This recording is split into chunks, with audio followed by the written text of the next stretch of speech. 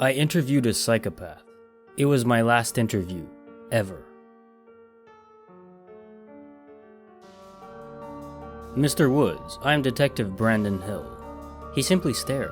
The occasional flickering of the fluorescent lights above us served as a reminder of our department's budget. We had caught him moments ago, lurking around a school by Riverport, for God's sake. You've been arrested for the murder of 7 individuals in the Riverport area. I tapped my index finger on my tongue and passed some files across the table that contained images of the victims, gruesome ones. He looked down and gazed at them, as if reliving them. He looked proud. Tell me, I began, scooting my chair closer to the cold, steel table between us. Looking at all this, how do you feel? He remained silent for a moment that felt like an eternity with him. He smirked. Then, still seated and still smirking, he very slowly leaned forward and lowered his head until his chin barely touched the table and, his eyes glaring up at me, replied, "Feel?" I gulped louder than I should have. Yeah, how do you feel about what you did? What does that mean? I realized the ridiculousness of the question. I was talking to someone who had the same emotional reaction murdering people that I do swatting flies. Still, he was playing with me.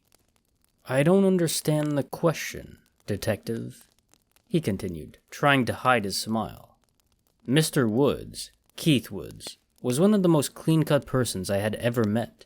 His pitch-black hair slightly sloped across his forehead and almost met his thick eyebrows. His fingernails trimmed perfectly, and his face spotless and filled with youth. He wore a white dress-up shirt and black jeans. I didn't want to begin to imagine where his tie was, what he might have used it for. I continued my questioning. We don't often get young men sitting here, especially ones who just graduated with their masters, in an interrogation room, cuffed. I sat back with my arms crossed, awaiting his response. His white buttoned-up shirt almost glowed against the lights in the room. I sat there for a moment and imagined not a single stain or speck of dust on him. But in reality, he was colored by his victim's blood. Just thinking of that white shirt plastered in red. Appearance truly is everything. I did not ruin my life, he answered. Can't say the same for... He suddenly burst out in an obnoxiously loud laughter, akin to that of a hyena. I was not amused, and neither were the officers watching from the other side of the one-way mirror. I recollected the files I had put before him, going through the images for myself one last time. One in particular challenged my ability to keep my professionalism. A 19-year-old boy, Thomas Goodman, beaten to death. Mr. Woods had an envelope delivered to the boy's parents on Christmas morning. For anyone who dares to question my ability to keep myself in check in the face of evil, remember that one. Could you hold back? I continued my questioning. Mr. Woods, tell me about Jessica Lopez.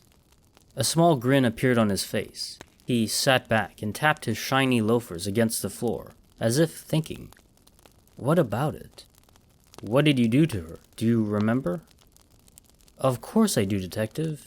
In fact, he opened his mouth and picked at his teeth, the chains to his cuffs rattling. I can still taste her. I sat back and waited for him to regain his composure after he spent a good minute laughing like a lunatic. In the 20 years I've been doing this, I've never met a more vile monster. Not in my life. I just wanted to reach over the table right then and grab him by his skinny throat. You never would have guessed him, of all people, capable of something like that. And that's what's truly horrifying. He was young, clean, teeth white as snow, and well dressed. All complete with a touch of cologne, just to fool you a little further. Keith. Oh, first name. How up close and personal of you, detective. His eyes widened, disturbingly so. He was having fun now. This wasn't an interrogation anymore. But could you blame me for failing this interview? How do you even begin to intimidate evil itself? I continued. You leave behind an envelope to the families of the victims. They have a red spot or mark on them.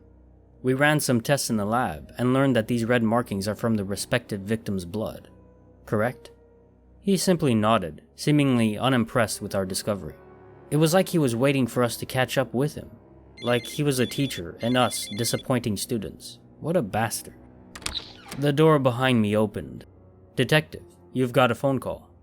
I got up and walked out the door, pausing for a moment to snatch another look at Mr. Woods. He looked right back at me and tilted his head like a confused dog, minus the creepy smile. I picked up the phone. "I'm at work. What is it, Lori?" "Brandon, hello?" "Yes, honey, it's me. What is it?" "Sorry, I didn't want to bother you, but I found an envelope sitting at the door, and it's got this huge blob of red paint on it. I have no idea. Is it from your work? Also, Michael hasn't come home yet. High school ended hours ago." I dropped the phone at the most hideous and vile laughter from the interrogation room that I had ever heard.